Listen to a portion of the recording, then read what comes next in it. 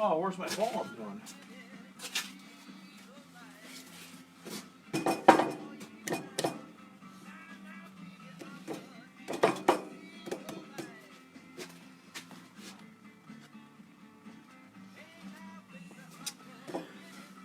We have a couple minutes before we start, so I'll be getting ready when people come in.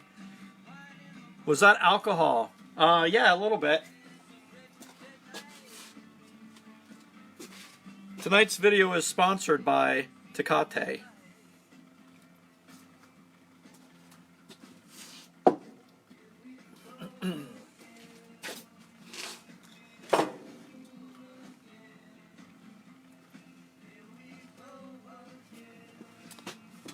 So hopefully this video will go a little bit better than the last one. I don't think the camera's going to fall off as many times as it did before.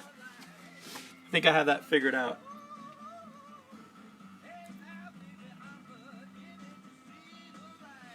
Let's see what time it is. One more minute and we'll go ahead and get started.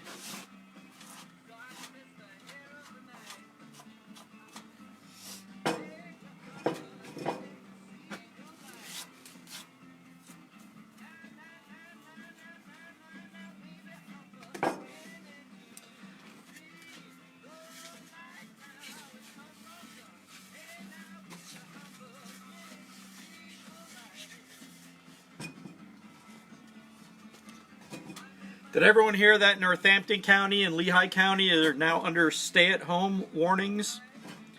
Lancaster County is going to be next. So everyone stay inside and stop spreading that coronavirus around. It's going to be Lancaster, York, and Dauphin counties next.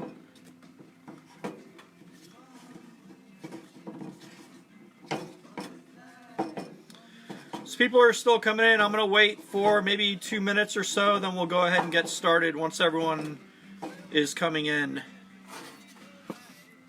We're going to be making this beauty today. We'll see how it goes. There's more cracks in it than I thought when I first picked it up. So we'll see. You guys might see a bowl explosion today. That'll be fun.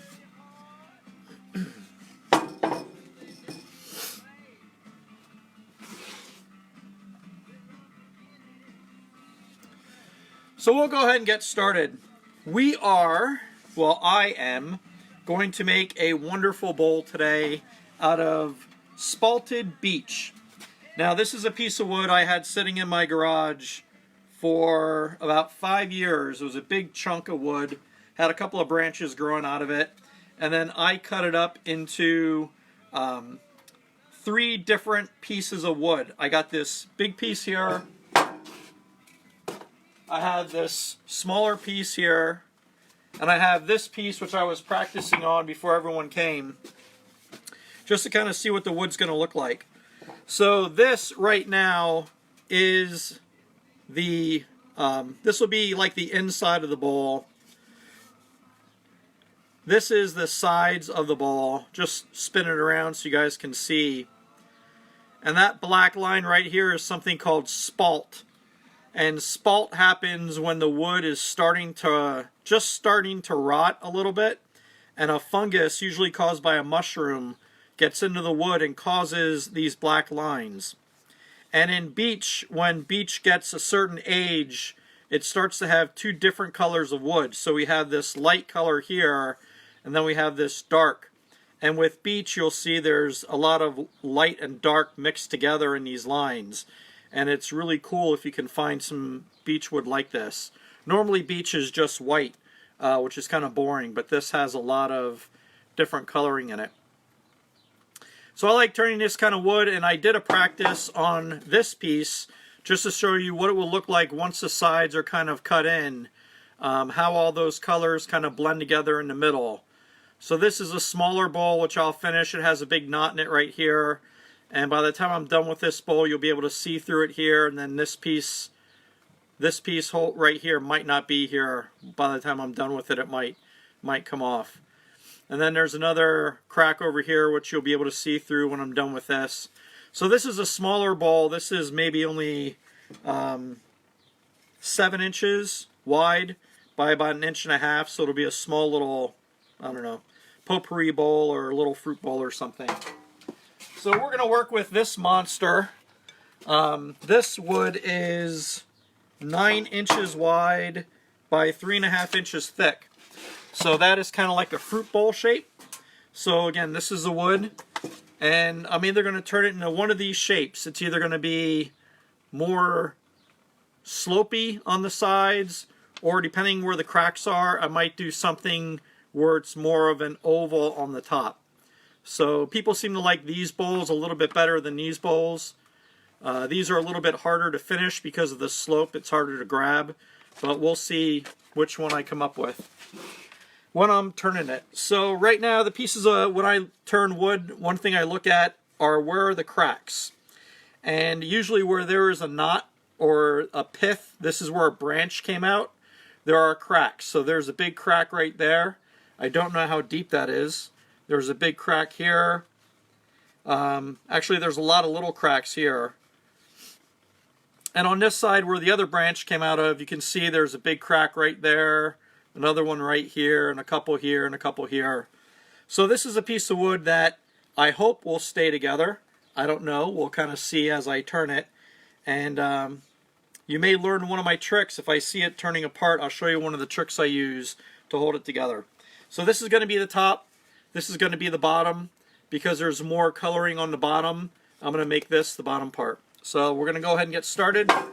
For those of you who were not here at the last video, I take this faceplate and I screw that into the wood, and this helps hold the piece onto the lathe, so when it's spinning toward me, it doesn't fly off and hit me in the face.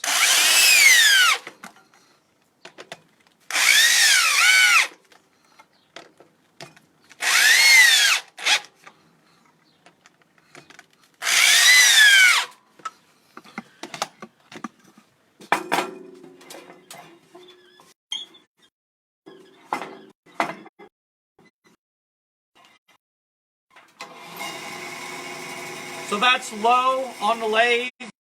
That's usually where I start, and sometimes it gets up to that speed where everything starts to shake. But I'm going to start it on low. And it's about 100, 200 miles an hour spinning toward me. And then I stab it with sharp metal tools, which sounds really bad, but actually really fun.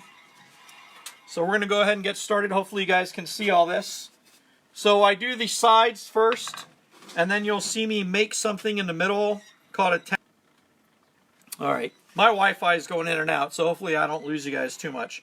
So I'm going to make a tenon here, and that's going to hold the bowl on the other side as I make the inside. So I'm going to go ahead and start on the outside.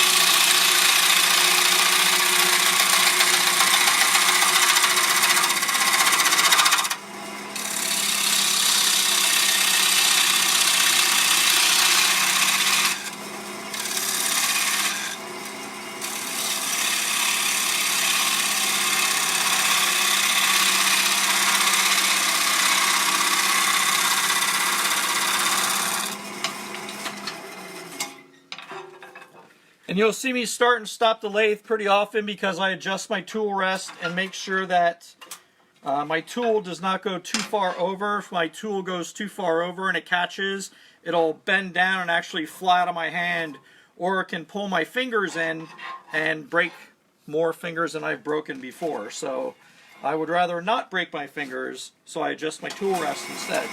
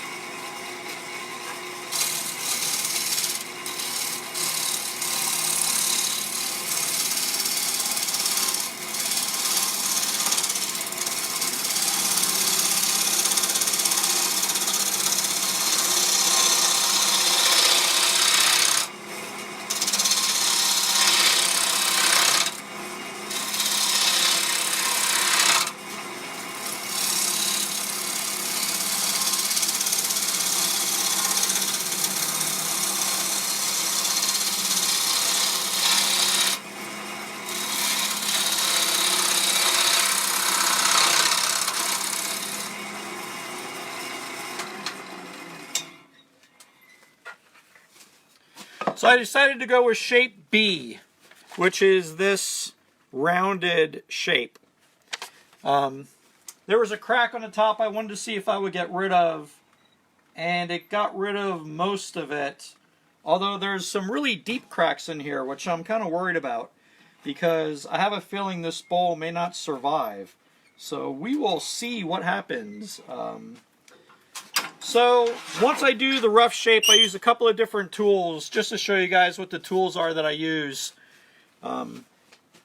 This is a tool called a bowl gouge, and it's shaped like this, and it's kind of hollow in the middle so the chips fly out, and it's ground at a certain angle, and I grind my bowl gouges all different. So this one's ground one way, and then I have another one that's a little more pointed, so I grind it that way. I have about 6 of them, and I grind them all different ways. And I have different shapes. This one is a little more pointed with a round one on the end. And then I have other tools called scrapers, which are more flat and round. And some funky looking tools like this one, which is for the inside of bowls, which has a little hook on it. And this is one of my favorite tools. It's a side scraper, and that's what I use for the inside of bowls to get them nice and smooth. And I have sharp ones like this. I have a whole bunch of tools. I have all these. I have double that, so that's just half of the tools I use. But I don't use them all on the bowl. This bowl I might only use, I don't know, 5 or 6 different tools. Bigger bowls you can get away with less tools. Smaller bowls, sometimes you have to use different tools because of the angles that you're working with. So what I do is, once I finish the outside, I'm going to work on the back, and I'm going to make my little tenon, and then I'm going to start sanding it a little bit. And sanding is the most boring part of any bowl turning. So let me square this up and we'll talk about sanding.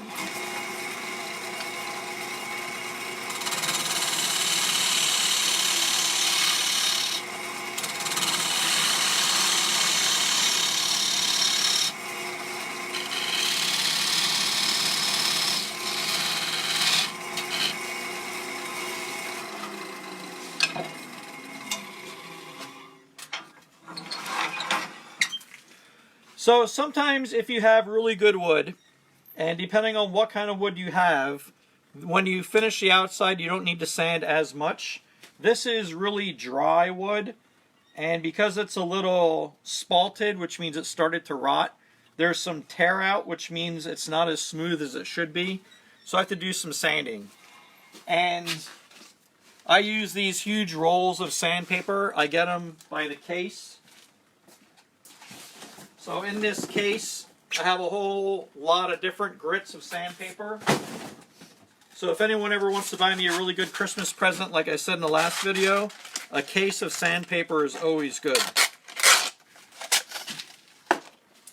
And I have different grits of sandpaper, so those of you who are familiar with woodworking, the lower the number, the more coarse the sandpaper is. So I start with 120, and then I go up to 600 or 800. Why is there a burning stick above my head? Oh, yeah, I forgot to tell you that. I burn incense when I turn bowls, and I put my incense up here. So this is just some incense that I'm burning. Nothing is catching on fire yet. So I do that because I like incense, and that's why I burn it. So we're going to start with 120 grit, and we'll go up to maybe 180 on the outside, and then we'll turn it around and start working on the inside.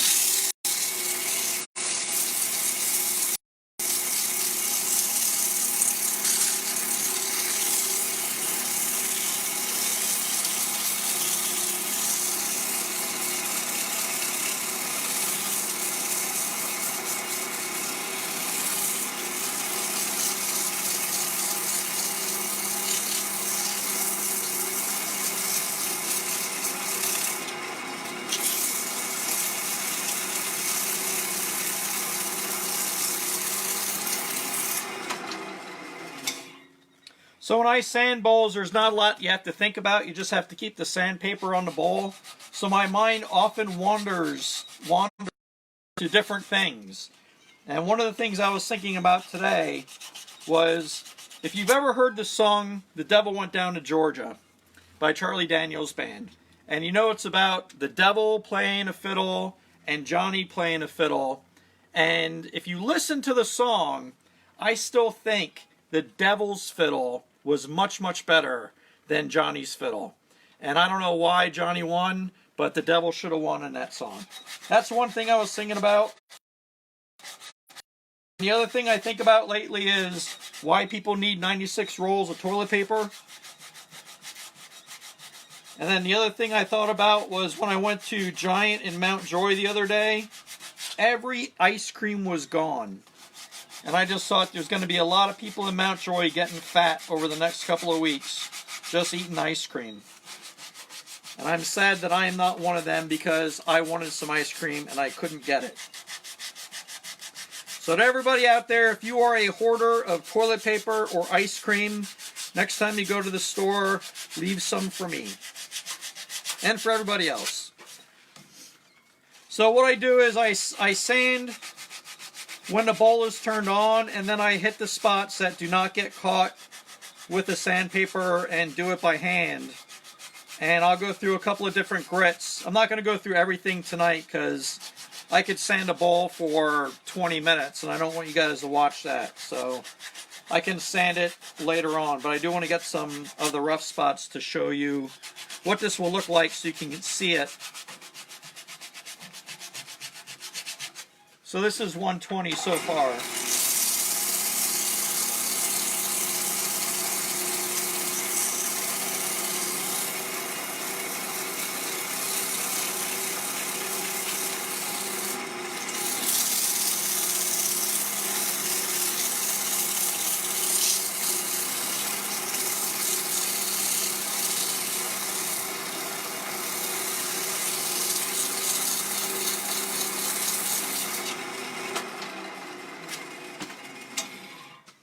And it might look like I'm pushing really, really hard on the sandpaper. I'm actually not. I'm just kind of holding it in place. Because as this spins, it wants to rip the sandpaper out of your hands. So I have to keep the sandpaper on. So that was 120. We're going to go to 150. And we'll go to 180. And then I'll show you what it'll look like on the outside. And I could finish going up to the higher grits a little bit later once the bowl's done.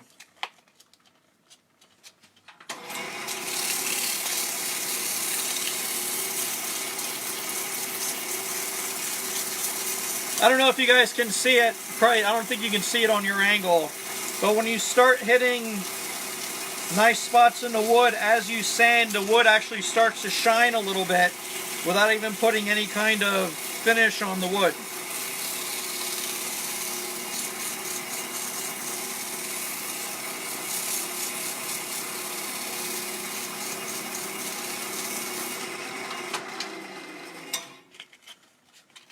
So I don't know. I'll show it when I'm done. I'll show it to you so you can see how it shines already. And that's only with 150 grit sandpaper. So the higher up you go, the more shine you get, and you don't actually have to even put wax on it when you're done. This is going to need a lot more sanding in a couple of areas.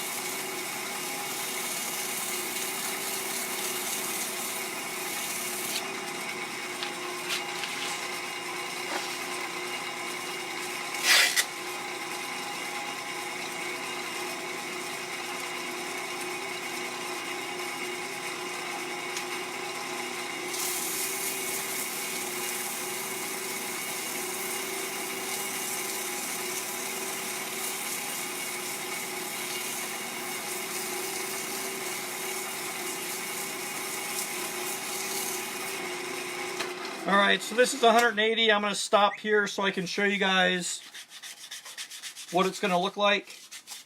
But it does look nice and smooth already, so I'm going to take this off and show it to you.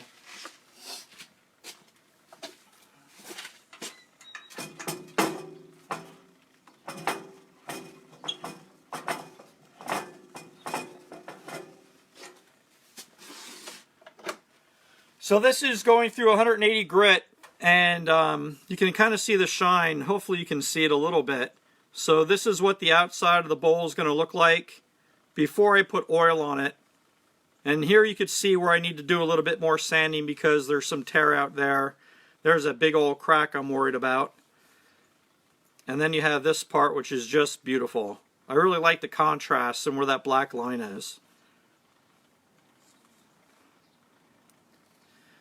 So that black line goes through the whole piece of wood. There's another huge crack I'm worried about. There's a crack here, crack here, crack here, crack there. Then you get some of this really cool wood, the white and the brown mixed together. So in this piece of wood, there were actually 3 branches. Here was a branch, there was a branch, and then there was a branch on the other side. So on the inside of this, once I get down to it, you should see some really cool wood grain. So that's what it looks like on the outside. That's with only 180 grit. I'm going to go ahead and finish sanding that later once the bowl's done. But we're going to go ahead and flip it around and show you how to do the inside.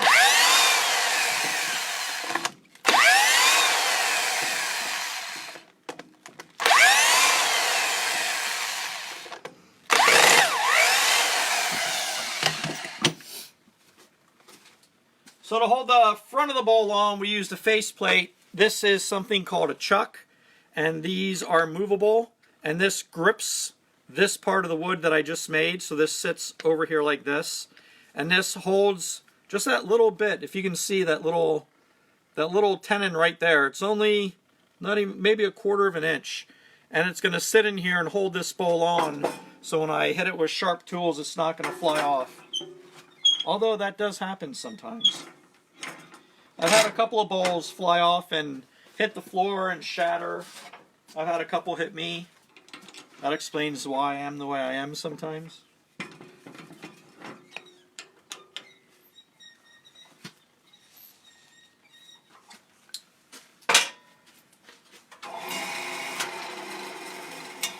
Alright, so hopefully you guys can see this. I'm going to angle this a little bit. See if you guys can see the inside a little bit better than what you're looking at. See if that'll work.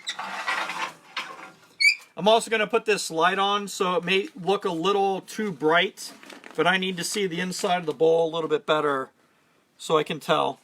Now the hardest part about doing the inside is knowing how thick you're going to go or how thin you're going to go, because if you go too thin, then you go through the bowl, and then you ruin it. I would like to go maybe 1/4 of an inch thick on this, maybe a little bit thicker because of the cracks. So I'm just going to start it and stop it a couple of times and then just use my fingers to feel how thick I'm going. And then I also want to make sure I don't go too thin on the bottom because I don't want to go through the bottom. So we're going to go ahead and start working on the inside.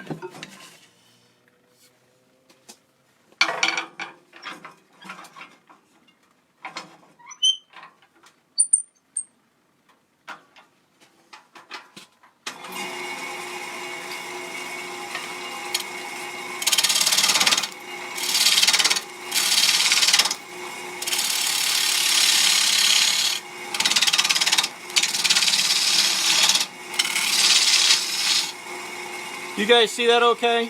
All right.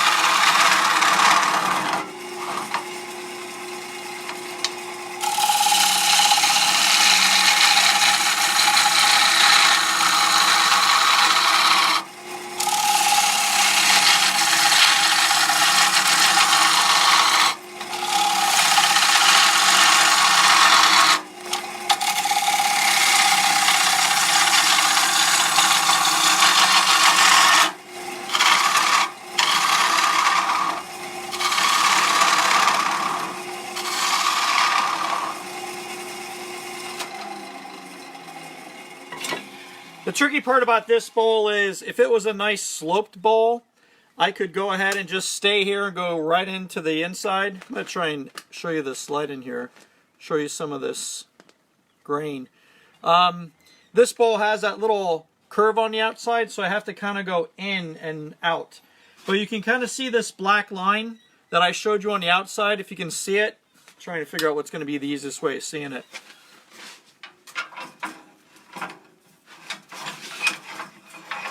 So this black spalt line goes through the entire piece of wood, so it's going to be really, really nice. It's actually a lot more on the inside than it is on the outside. So you can see on the inside you have a nice dark line right here. You have some spalting over here, and then you have this really nice contrast of the dark wood and the light wood right here. So that's why I picked that side to be the bottom, because I knew there was going to be a lot of activity color-wise on the bottom.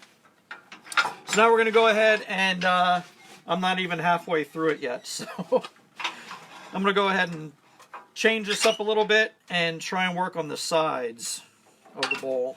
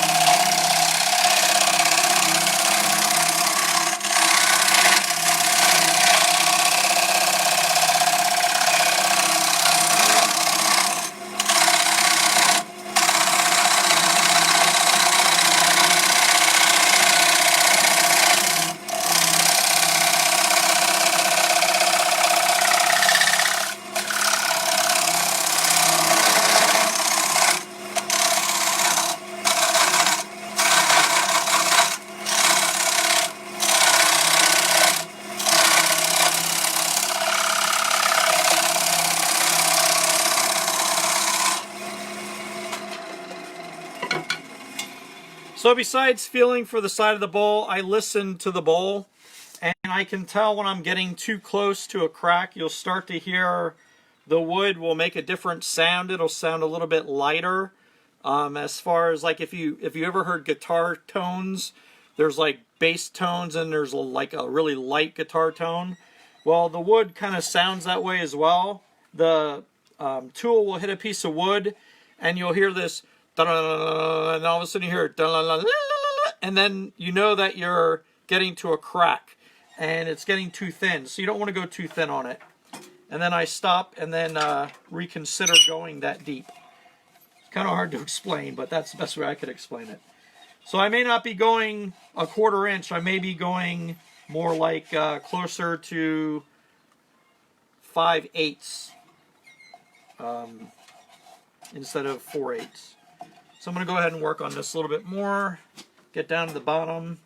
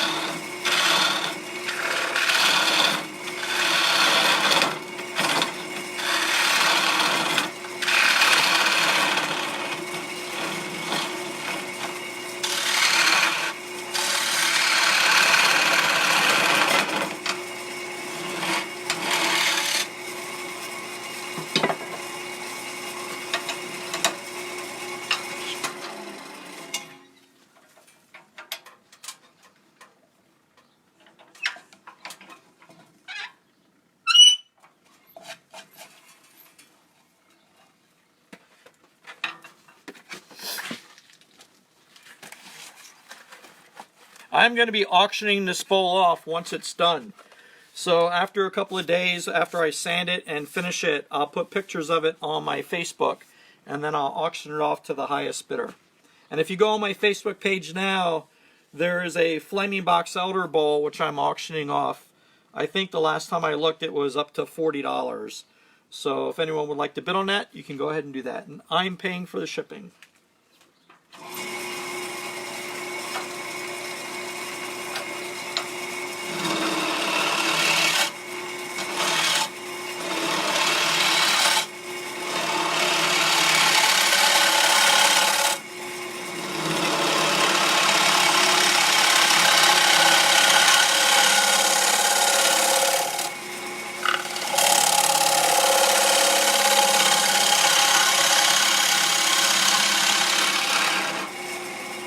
Okay, do you hear that tone in the wood that I was talking about earlier? So I'm going to go to the regular part of the wood, and then I'm going to go to the part that has a lot of cracks in it, and you should hear the difference in the wood if the video picks it up. So this is going to be the good part of the wood.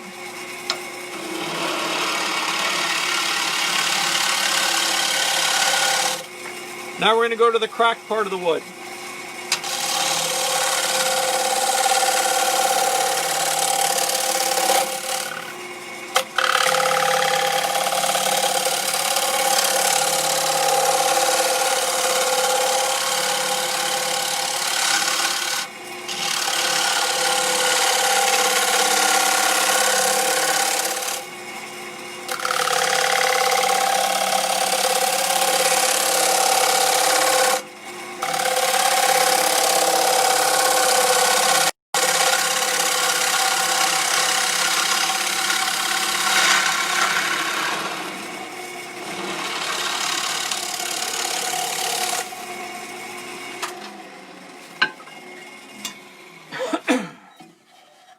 Oh, and you can tell already that there was a crack, because here is a piece that flew out. I didn't even see it. So, even though this wood is probably, I don't know, 5/8, let me check.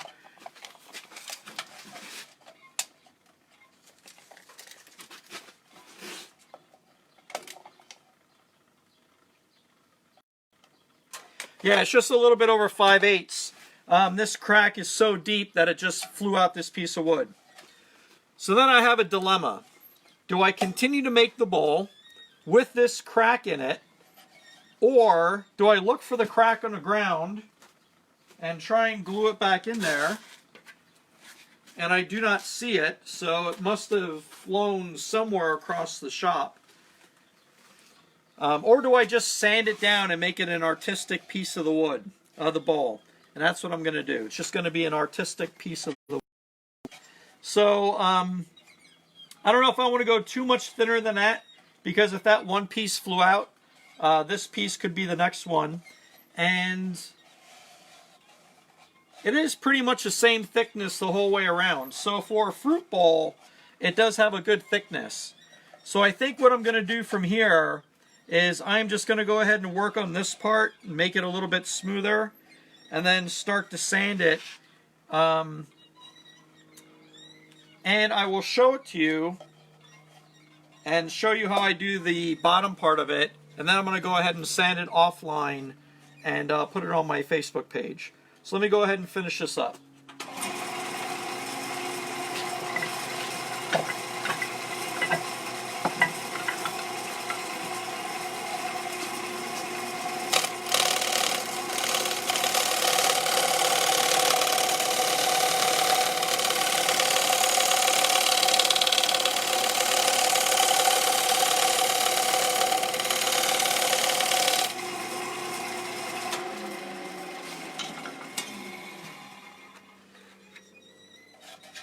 Alright, I think I'm going to just take one more pass on the inside with a tool to kind of smooth it up a little bit. See how smooth I can make it.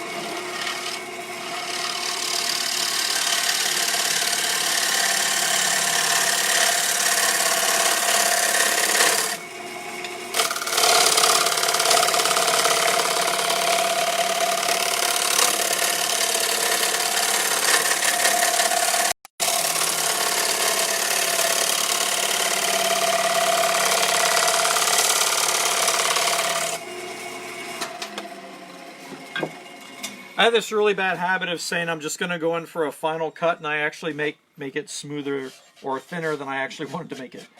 So let me show you the difference between wood shavings. I think that's important to show you guys. So when I'm doing the outside of the bowl and I'm doing a lot of the getting rid of most of the wood, you'll see these shavings are really, let's see if I can get some more light here.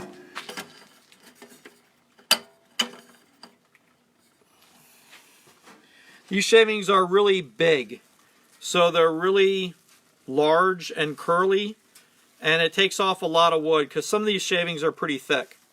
So when I get around to doing the final cuts, then you'll start to notice that the shavings are much thinner and they're more light. They're actually very light. And then sometimes you'll see the wood shavings are just like, you know, finely snow or dust. So when you get down to the different finish cuts, you know how sharp your tool is, because if your tool is not giving you these really thin cuts, then you need to sharpen your tool. So this is done. I'm going to show you what the inside looks like. I'm just going to do a quick sand on it and try and get rid of some of the rough patches. But you can see that the spalting did go the whole way through, and then there's even this nice dark area over here with just a little touch of spalting over here, and then the white and the dark mixed together. So we're going to go ahead and do a really rough sand on it right now.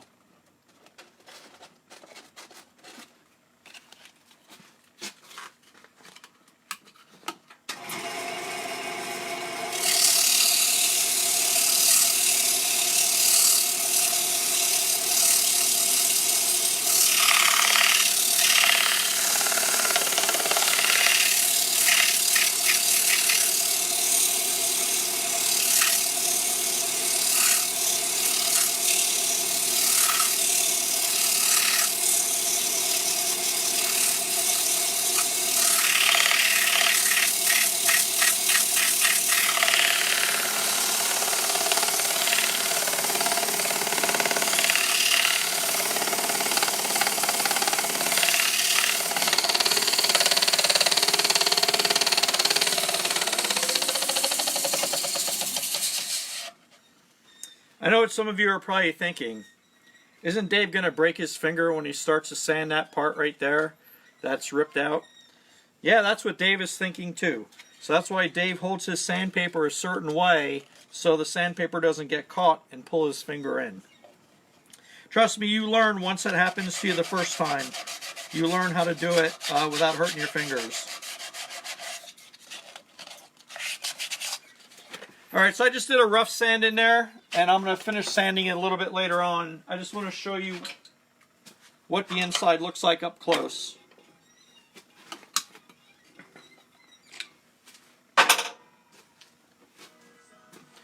So this is an up-close version of the inside. So you see the difference in the wood. You see the white and the dark mixed together. And then you have this really, really nice spalt, which on the other side, so this is the spalting on this side, and then when you flip it over, that carries through to the inside. So if I were to make this a little bit thinner, you'd see more black, but if I make it any thinner, that crack is going to crack more, and that's probably not going to hold together. So this is going to be a little bit thicker of a bowl than I normally would make. Most of the bowls I make are 1/4 of an inch thin, or even thinner than that. Some of the ones that have a lot of holes in it, I go really thin because it's easier. It looks a lot better, I think. So this is going to be a nice heavy fruit bowl. I'm going to go ahead and sand this part so it's kind of smooth, so it'll be like a little V. I don't know what I'll call this. If anyone has a good name for it, let me know. I usually give my names, or give my bowls interesting names, so I don't know what I'll call this one. I don't know, we'll figure it out. So I'm going to show you how I get rid of this part. So now that I have this on the bottom, which is what I used to hold it while I did the inside, I have to get rid of this and smooth out the bottom so I actually have a finished bowl to go ahead and use. Then I'm going to go ahead and put some oil on it and show you what oil does to a bowl and how it really brings out the grain. kind of like chirping. Is that chirping in the cracked area? Yeah. So we're going to go ahead and flip this around and show you the other tool I use, which I'm afraid of. It's the only tool in my shop that I'm really worried about. Even when I cut my finger down to the bone on my bandsaw, I'm not scared about my bandsaw anymore, but I am scared about this next thing. I don't know why. I mean, it should not scare me, but I'm just intimidated by it.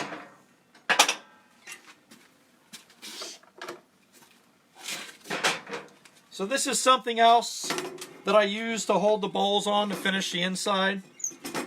Or, I'm sorry, finish the back. And these grippers come in different lengths. And I think I'm going to switch them all out to do these larger lengths. So we can talk about some things as I'm doing that, because it takes a couple of minutes to go ahead and flip them out. So do you guys have any questions I might be able to read while I'm doing this?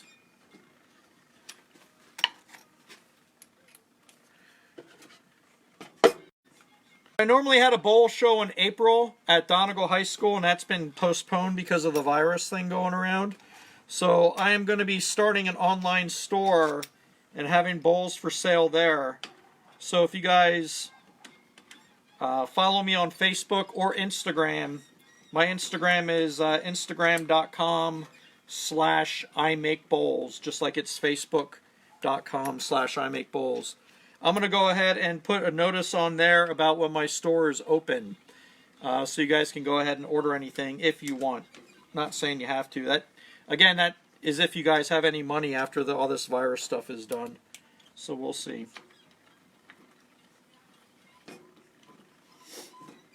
I'll tell you a little bit about my favorite woods to turn. I really like to turn apple wood. Apple wood is really nice to turn because it's very smooth when you finish it, and it has a lot of creamy whites and more reddish browns in it. I actually have a piece I can show you.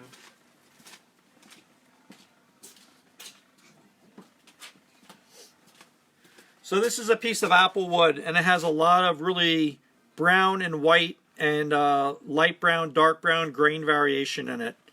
So I really like to turn apple wood. This is going to some guy in Philadelphia. I'm going to ship him some bowl blanks. And I really like to turn flaming box elder. So I have a lot of this stuff. This is that red wood that I turned the other day, and the bowl is on Facebook right now.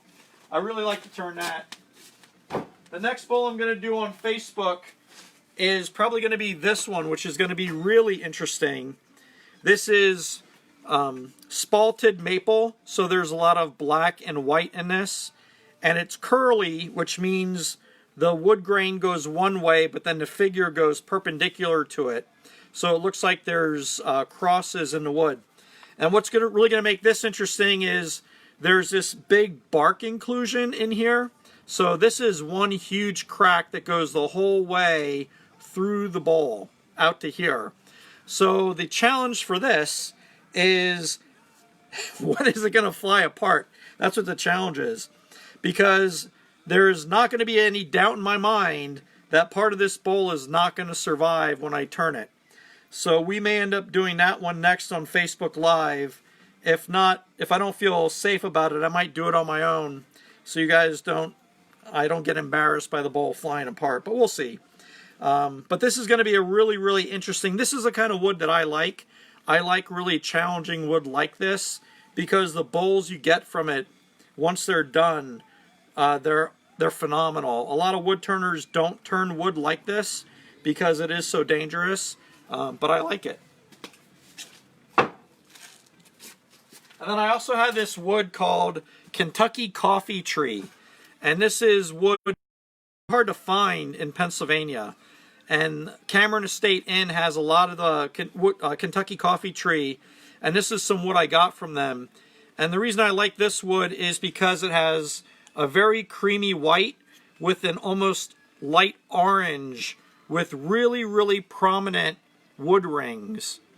So when you make the bowls, the wood rings really stand out in the wood. And it's really hard to find up here. So when I take it to shows, people have never seen it before. And the bowls really sell quickly, and I really like turning it. But it cracks like crazy. It is really, I mean, every piece I've ever gotten has had cracks in it. So those are the kind of woods I like to turn as I'm putting all these together here.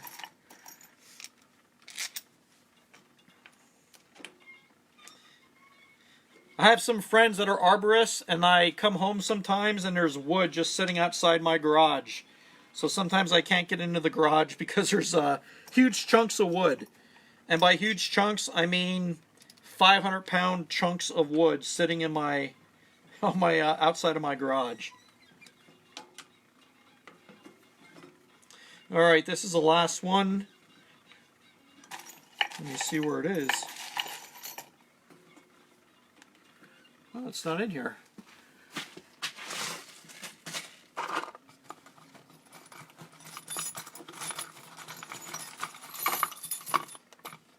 Huh, that's interesting. Oh, here it is.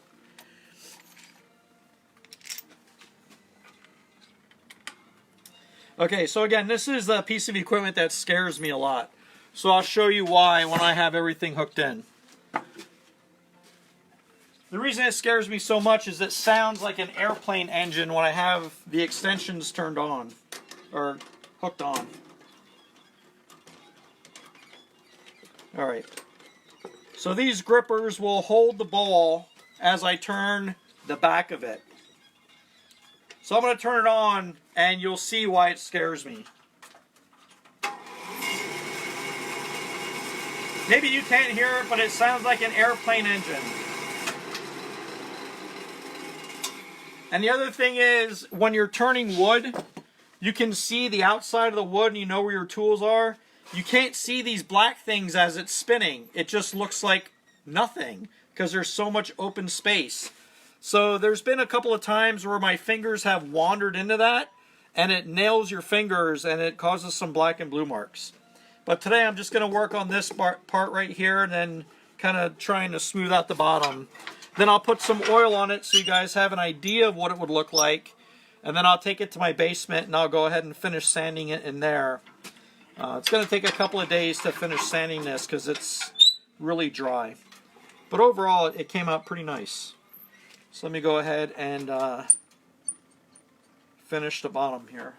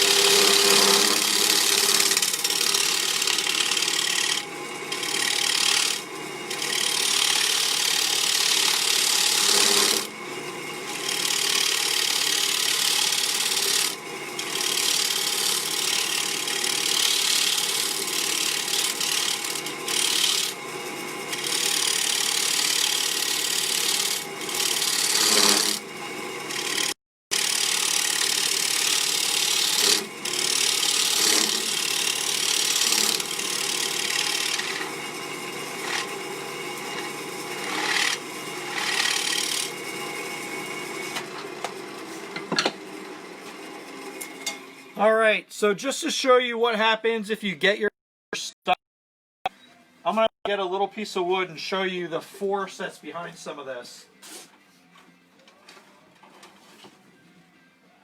So here's a piece of sapel, which is kind of hard.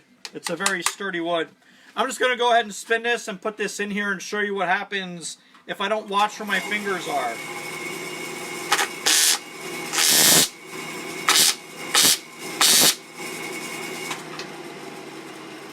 I mean, that'll hurt. Oh, you guys still there? I don't know, my Wi-Fi has been acting kind of weird. So as you can tell, when I put that piece of wood there, I mean, that would really hurt if you get your fingers caught in there. So I'm going to go ahead and put a little bit of oil on this and then show you guys what it would look like with a little bit of oil. Although it's not fully sanded, so it may look a little rough in some spots, but just to give you guys an example of what oil does to the wood. So again, this is what it looks like right now. Turn the light off so you can see it a little bit better this way. No, that's not going to work. Alright, so you see the white and the brown. Then you see the crack. Then you see your spalting there. And then on the inside, this is what it looks like without oil. There's the bottom. And that's why I chose the bottom, because of this part right here. So I'm going to go ahead and put a little bit of teak oil on it. And I like to use different oils. Teak oil I like to use on lighter woods. And then I like to use tung oil on cherry and apple and walnut. It helps bring out the colors of that wood. So I'll show you what a little bit of teak oil will look like.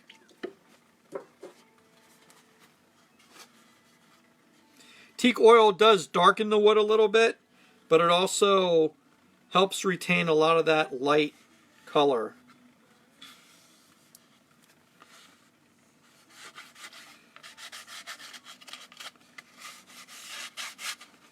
And this wood is really dry, so it's going to soak up a lot of this oil. Even though it looks like I put a lot on, I did. It will soak it up.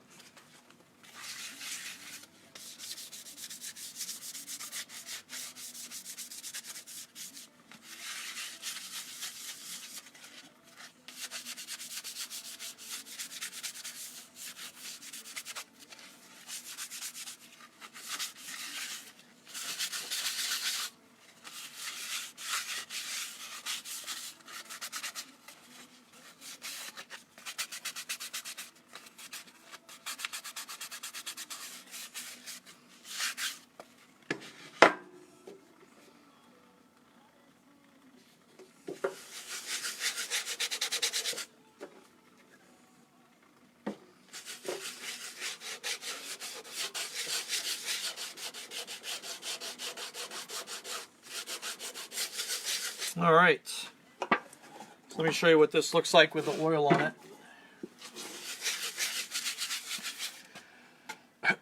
So the bottom hasn't been sanded at all. The inside's only been sanded to 150. The outside's only been sanded to 180. And the teak oil makes it look a lot more, I'd say a little bit yellow in some spots, but it really brings out the dark and it really shows off the black line. So this is the outside of the bowl, and then this would be the inside of the bowl. And these bowls usually go pretty quickly at shows because people like to see a lot of these different colors. And I like to do it as well because I don't like to turn boring wood. So if it's plain cherry, plain maple, I don't turn those bowls. I throw that wood out. I like wood with a lot of figure and a lot of color. So, alright, so that is my spalted beech bowl. I'm going to go ahead and let this oil dry for a couple of days, and then I'm going to go ahead and power sand it, and then I'm going to go ahead and put a couple more coats of oil on it and do a little bit of wax. And then this bowl will end up being on my Facebook, and it will end up being on my Instagram, and it will be for sale. So it'll be a bid process, and whoever bids the most after a certain day, you can have it. I won't tell you what I would normally sell this for. You guys tell me what you want to buy it for. And along those lines, if anyone is doing fundraisers for anybody who's out of work or anything like that, and you need a bowl for a fundraiser, let me know. I may have some bowls I could donate to you. And then you guys can go ahead and raise the money and give it toward your foundation or what you're doing. All right, cool. So thanks for watching. I hope I wasn't too boring. Sorry the internet cut out twice. I'm in my garage and the internet's not that great. So I'll let you guys know if I do this again. Maybe I'll do it again over the weekend. Let me know if you guys want to see another bowl turning video and I can go ahead and make one. So thanks for watching. If any guys have any questions, let me know. I'll be on here for a while and I can answer any questions that you have. But thank you again for watching.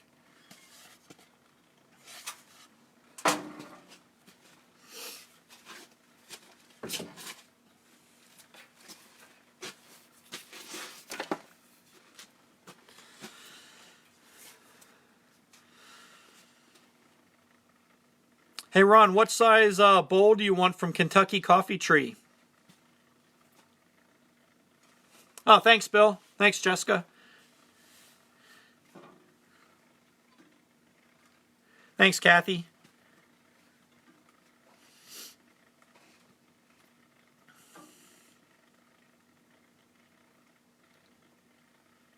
Cool. If you guys have any questions, I'm going to go ahead and sign out, clean up the shop, and I'm going to go ahead and get some other work done. Thanks.